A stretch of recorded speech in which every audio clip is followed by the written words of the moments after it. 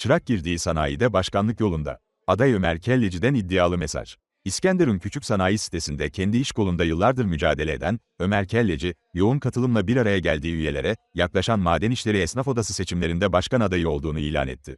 Aşevi Salonu'nda düzenlenen adaylık açıklama toplantısına üye esnaflar yoğun ilgi gösterdi.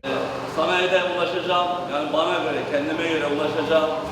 Makine olarak, hizmet olarak en üst seviyeye ulaştığımı sanıyorum. Küçük yaşlardan beri sanayide çalışarak büyüdüğünü belirten Maden İşleri Esnaf Odası Başkan adayı Ömer Kelleci, sanayi bölgesindeki tecrübesini şimdi İskenderun'un hizmetine sunmak istediğini söyledi.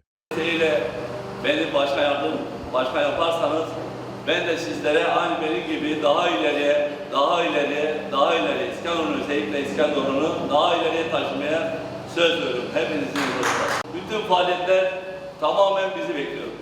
Oylarınızı bize verirseniz, bizi desteklerseniz, biz bütün yeni yapılacak olan her hizmetin en önünde biz buluruz.